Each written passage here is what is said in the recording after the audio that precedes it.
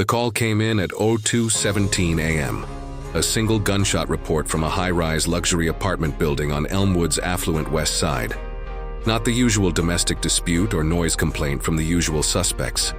This was the kind of address where problems were usually swept under designer rugs, not announced by gunfire. When Unit 703, my unit, was dispatched, I knew it was going to be complicated. As we ascended in the silent, polished elevator, the building's air conditioning hummed, a stark contrast to the frantic pulse in my veins. My partner, Detective Maria Rodriguez, a woman whose calm demeanor belied a razor-sharp mind, checked her sidearm. Raymond Vance, huh? Thought he was untouchable. Raymond Vance. The name hung in the air, thick with unspoken resentment. Just 6 months ago, Vance, a prominent real estate mogul, had walked free from one of the most high-profile murder trials in Elmwood's history. He was accused of orchestrating the brutal murder of his business partner, Arthur Jenkins, and Jenkins's entire family, wife and 2 young children, to secure a massive land deal. The evidence against him was circumstantial, the prosecution's case flimsy, and despite public outrage and undeniable motive, a jury acquitted him. The city had seethed. Protests had raged outside the courthouse for weeks. Vance's face, smirking, arrogant, had been plastered across every news channel as he walked out, a free man. Now he was dead. The apartment, a penthouse suite boasting panoramic city views, was a tableau of opulence and violence. Marble floors gleamed under the tactical lights, reflecting the scattered shards of a shattered crystal vase. A single gunshot wound to the chest. Vance lay sprawled on a plush white rug, blood blooming like a dark, perverse flower. His eyes, fixed on the ornate ceiling, held a final, surprised terror. The scene was too clean, too deliberate. No forced entry. No signs of struggle beyond the broken vase. The gun, a high-caliber semi-automatic, lay a few feet from his outstretched hand. His gun registered to Vance himself. It looked like a self-inflicted wound, or a struggle with someone he knew, someone he trusted enough to let in. But the angle of the shot, the way his body lay, it didn't quite add up to suicide. And Vance was not the type to do himself in. He was a survivor, a shark. Victim appears to be Raymond Vance, I radioed, my voice flat. 1 gunshot wound to the chest. Appears to be a homicide, possibly with a personal connection. I knew what that announcement would mean. The entire city would erupt. The news would be on this like vultures. Maria knelt by the body, her gaze sweeping the room, taking in every detail. No shell casing, and look at his hand, no powder residue.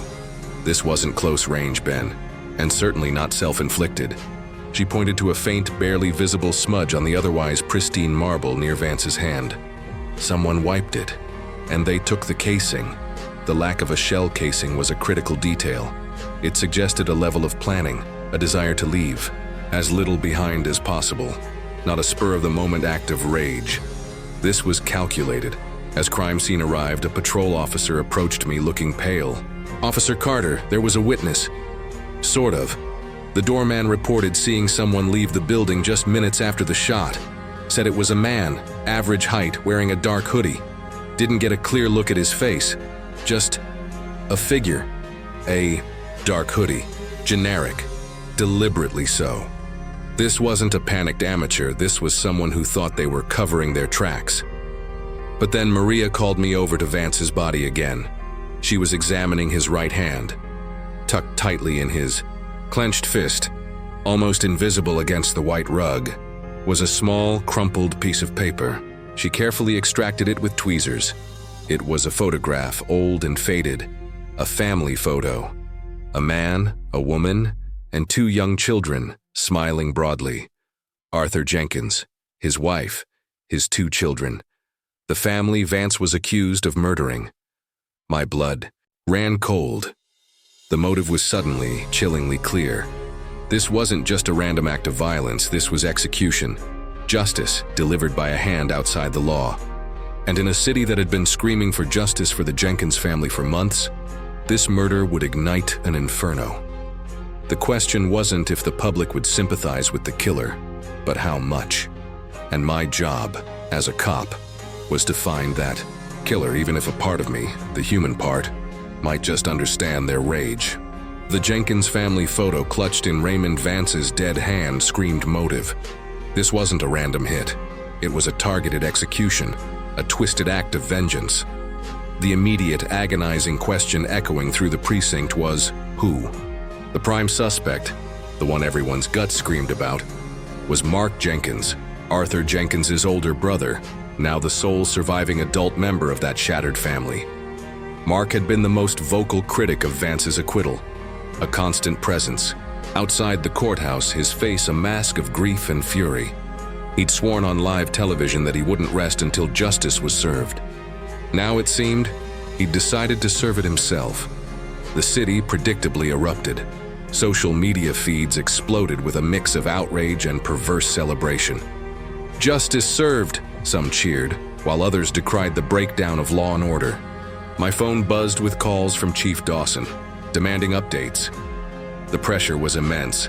Find the killer, yes, but navigate the public sentiment that was dangerously close to lionizing a murderer. Our first move was to bring Mark Jenkins in. We found him at his modest apartment, far from the opulent circles Vance inhabited.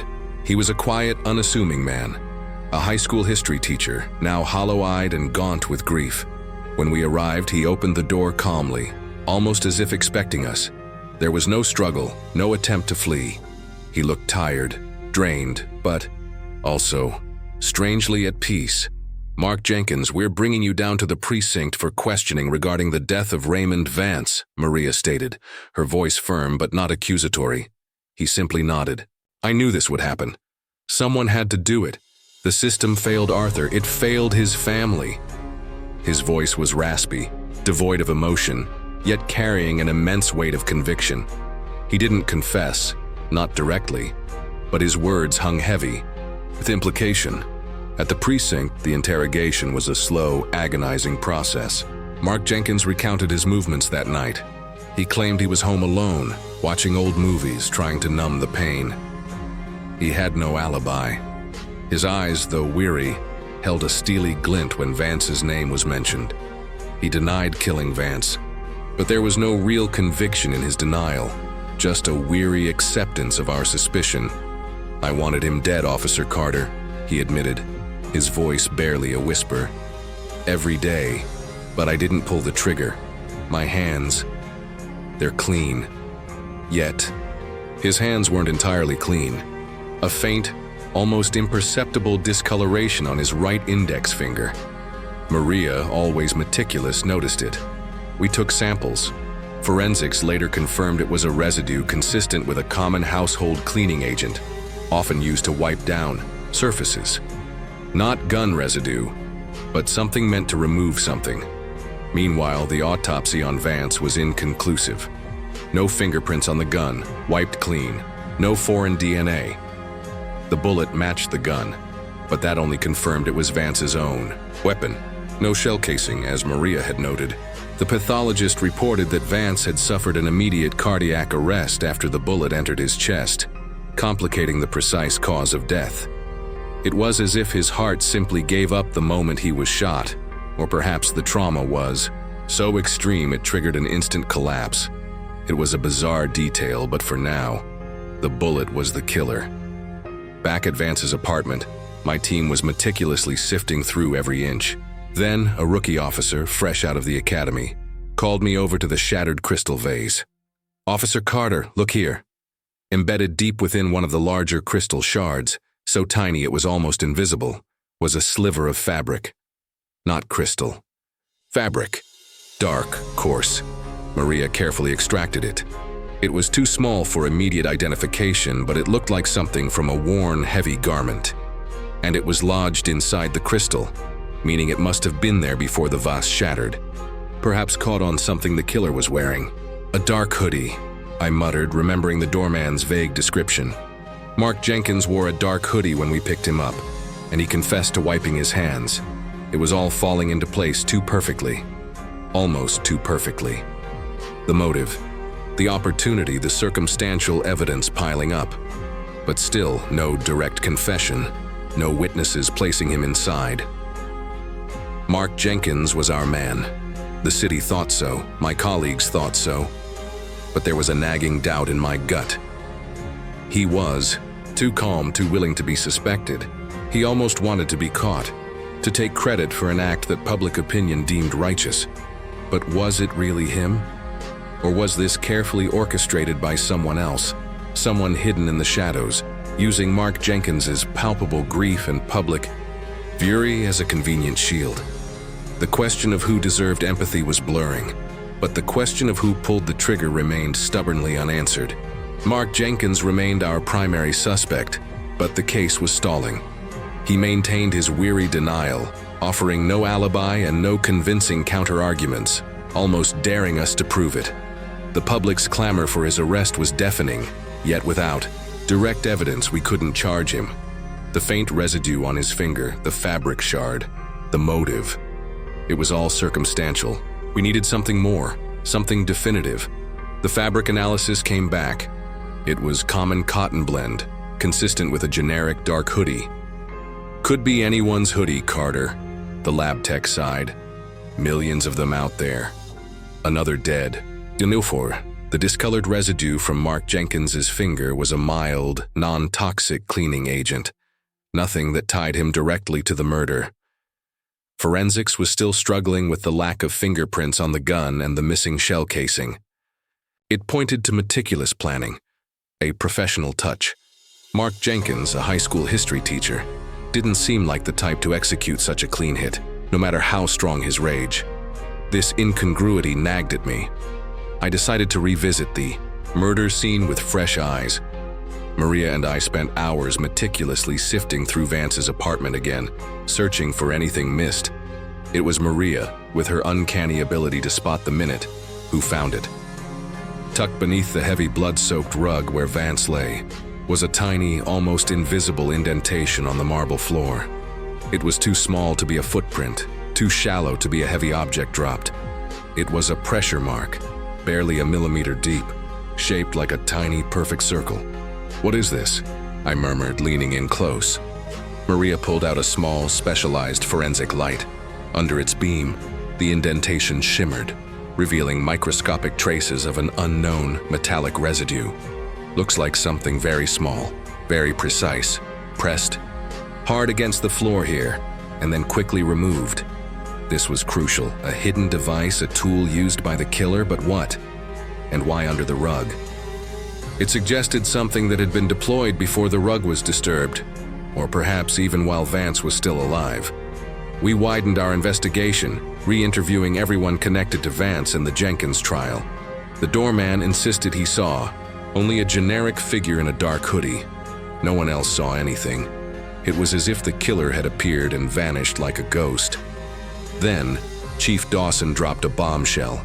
A second high-profile criminal, Eleanor Thorne, had been found dead in her lavish suburban home. Thorne was a notorious financial advisor who had successfully defrauded thousands of elderly investors out of their life savings. She had also walked free just 4 months prior, due to a technicality in legal proceedings. Public outrage had been almost as intense as with the Vance acquittal. The details of Thorne's death were eerily similar to Vance's. Single gunshot wound to the chest, no forced entry, no struggle, and her own registered handgun found nearby, wiped clean of prints. And chillingly, clutched in her hand was a photograph of the distraught elderly victims from her trial. 2 victims. 2 acquitted criminals, both killed with their own guns, both with a photo of their victims clutched in their hands. This was a serial killer, and this killer had a signature, an untraceable signature. The press went wild. The city was gripped by a mixture of terror and dark fascination. Was this a hero or a monster? Someone was systematically targeting those who had escaped justice, becoming judge, jury, and executioner. This second murder solidified my theory. Mark Jenkins was not our killer. He was too emotionally driven, too publicly vocal. This killer was methodical, cold, and calculating. They were leaving the victim's own gun, wiping it clean, taking the casing, and planting a powerful psychological message. The victim's own crimes were their death sentence. The photo in the hand was a deliberate, chilling flourish. The pressure mark in Vance's apartment. What if it was connected to this untraceable method? If the killer was using the victim's own gun, they would need a way to ensure it was fired, without leaving their own prints or residue. Some kind of remote trigger, a device that could fire the gun. It was a wild theory, but the cleanliness of the crime scenes combined with the mysterious indentation pushed me towards it. We had 2 dead bodies, both justice served by an unknown hand, and a city that was cheering for the killer, even as we raced to stop them. The moral ambiguity of the case was paralyzing, but my job was clear. Stop the killings, no matter how much the public might believe they were justified. And the only way to do that was to understand the killer's method, their untraceable signature. The discovery of Eleanor Thorne's death, mirroring Raymond Vance's so precisely, sent a jolt of grim clarity through the Elmwood PD. This wasn't a vigilante acting on a whim. This was a serial killer with a chillingly consistent methodology. Target the acquitted, use their own gun, remove any trace, and leave a symbolic photo of their victims. The public's response was terrifyingly divisive. Some cried for more justice, others for immediate arrests. My gut still screamed that Mark Jenkins, while wanting Vance dead, wasn't this meticulous ghost-like killer. The small, circular pressure mark at Vance's apartment now took on new significance. It was an anomaly that didn't fit a simple shooting. We returned to Thorne's house. Maria, ever the meticulous one, found a similar, almost identical indentation beneath the rug where Thorne's body lay. 2 distinct crime scenes, 2 identical, inexplicable marks. This was the killer's calling card, their signature beyond fingerprints. I consulted with Dr. Aris Thorne, a forensic engineering specialist from the State Bureau, known for his unconventional thinking. I showed him photos of the indentations. He examined them, his brow furrowing. These aren't from a foot nor a dropped object. The depth, the perfect circle, the trace residue. It suggests a high-pressure temporary contact. Something deployed, used, then retracted. He paused, then his eyes widened. Almost like a retractable firing pin mechanism, or a custom-built trigger. Something that could fire a handgun remotely without physical contact. Remote firing. That was it. That explained everything. No fingerprints on the gun, the missing shell casings, perhaps ejected into a catch mechanism on the device itself, and the almost surgical precision of the shot. The killer wasn't holding the gun. They were operating a device that held and fired it. This was the puppet master's device. This theory immediately opened new avenues of investigation. Who had the technical expertise to build such a device? Who had access to schematics for a remote firing mechanism? We started looking into engineers, inventors, anyone with a background in specialized ballistics or robotics. Our search led us to Professor Elias Vance, Raymond Vance's estranged brother. Elias was a brilliant, reclusive robotics engineer, a former university professor who had mysteriously resigned years ago after a scandal involving unauthorized human augmentation experiments. He was known for his unorthodox and often ethically questionable research. He was also a vociferous critic of his brother Raymond's business dealings, often clashing with him over ethical practices. While he'd never publicly commented on Raymond's murder trial, there were whispers he was disgusted by his brother's acquittal. We paid Elias Vance a visit at his isolated compound, a sprawling property filled with abandoned robotic prototypes and humming machinery. He was an eccentric figure, his eyes sharp, his demeanor detached. When we questioned him about the murders, he merely offered cryptic philosophical musings about justice and consequence. He denied any involvement, of course, but his hands, constantly tinkering with small, complex mechanisms, seemed to betray a hidden expertise. While Maria kept him engaged, I discreetly searched his workshop. Tucked away in a dusty corner, half hidden, under a tarp, I found it. A partially disassembled device. It was a compact, highly sophisticated mechanism. clearly designed to hold and fire various calibers of handguns. It featured a retractable arm, a specialized gripping claw, and a small circular base plate that matched the indentations found at the crime scenes. There were traces of blood on the gripping claw, too faint for visual identification, but consistent with fresh contact. And then I saw the schematics, detailed blueprints for a remote-controlled firing system. The notes, scrawled in Elias Vance's precise handwriting, referenced ethical justice, rectification of error, and balancing the scales. This wasn't just a technical genius. This was a man consumed by a warped sense of right and wrong, seeing himself as an arbiter of divine retribution. We had our killer, Elias Vance. His motive was not personal vengeance, but a cold, calculating desire to correct the flaws of the justice system. He was the puppet master, controlling the victims' own guns to deliver their sentences. The arrest was swift and unresisting.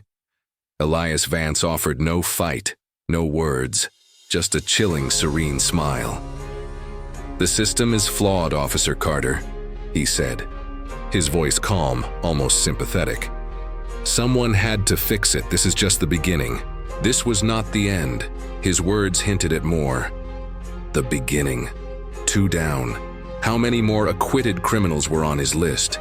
And how could we prove his guilt beyond a shadow of a doubt if his device was so meticulously designed to leave no trace? The city, still divided, was about to face a new, terrifying reality. The empathy question for the killer was about to get even more complex.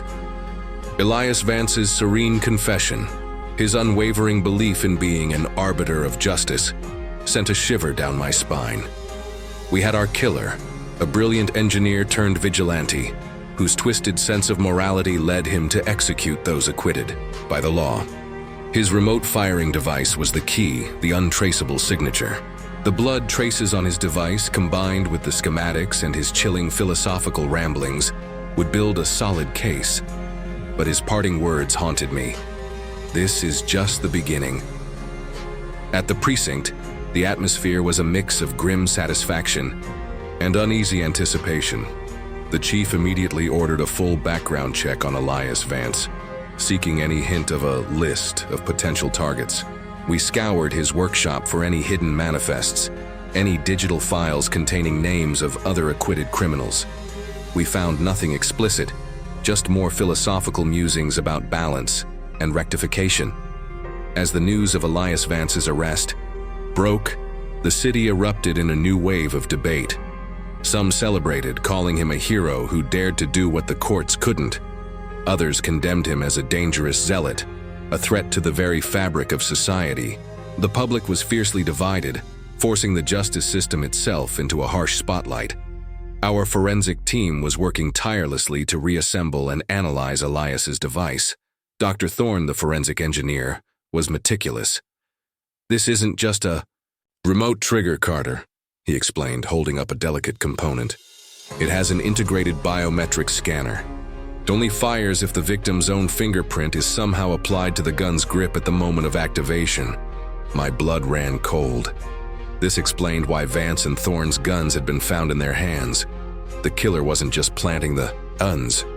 They were forcing the victims to interact with them, making it look like they were holding their own weapon as they died, or even used it. It was a macabre psychological torture built into the execution, making the victim complicit in their own demise. "How would he do that?" Maria asked, her voice tight. "He'd need to physically restrain them, apply their finger to the gun." "Exactly," I said, a terrible realization dawning. No forced entry, no struggle. He knew them. He gained their trust first. Then he trapped them, forced their hand onto the gun, and triggered the device. That's why they looked so terrified. The depth of Elias Vance's manipulation was chilling. He didn't just kill, he tormented. While we prepared the case against Elias, a new, unforeseen consequence of his actions began to ripple through Elmwood. Inspired by Vance's justice, fringe groups and disillusioned citizens began to take matters into their own hands. A local loan shark, recently acquitted on a technicality, was found badly beaten, with a note pinned to his chest. Justice was Delayed, not denied. Another case involved a prominent politician, exonerated in a corruption scandal, whose house was vandalized with signs demanding true justice. It wasn't just vigilantes, it was a societal breakdown, fueled by the narrative Elias Vance had created. His actions had lit a fuse. The public sympathy for his cause, however misguided, had empowered others. The trial of Elias Vance became a media circus. The prosecution painted him as a dangerous extremist, a man who believed himself above the law. The defense, surprisingly, didn't deny his actions but attempted to portray him as a tragic figure, driven to desperate measures by a broken justice system. The public watched, fascinated, and divided. During cross-examination, Elias Vance remained impassive. When asked why he specifically targeted Vance and Thorne, he simply stated, "They were symbols of a system that protects the corrupt and punishes the weak. I merely highlighted the flaw." The jury, after weeks of emotional testimony and heated public debate, delivered their verdict, guilty on all counts. Elias Vance received a life sentence without parole. As he was led away, he cast a serene, almost triumphant glance towards the cameras. "This is not the end," he repeated, his voice calm. "The question remains, who truly deserves empathy when justice is blind?" His words echoed long after the courtroom. Emptied. We had put Elias Vance behind bars, but the questions he raised, the seeds of doubt he sowed about the justice system, and the vigilante acts he inadvertently inspired, continued to plague Elmwood. My job was to enforce the law, but in the wake of Elias Vance, the line between victim and perpetrator, between justice and vengeance, had never felt more blurred. The fight for true justice had only just begun, both in the streets and in the hearts of the people.